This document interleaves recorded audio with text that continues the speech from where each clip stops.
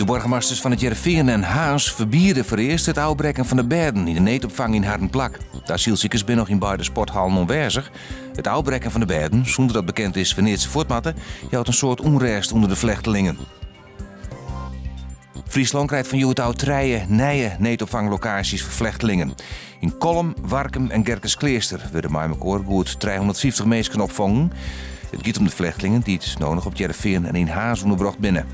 In Kolm en Warkum winnen dat sporthallen en in Gerkeskleester gaat het om een oud squalgebouw.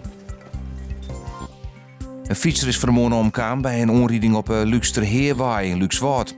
Het slachtoffer kwam in botsing met een auto. De helpdiensten wie een manmachtig uitdrukt, maar de help kwam te let. Het slachtoffer is op het plak van het ongeluk verstoorn. Hoe het ongeluk Barrekoer wordt nog onderzocht. Het geval het jong gauw aan, na een gratis size en stiert haast geen wien. Morgen, sinneskin waar, 17 graden. De noordwestenwind is dan zwak of matig.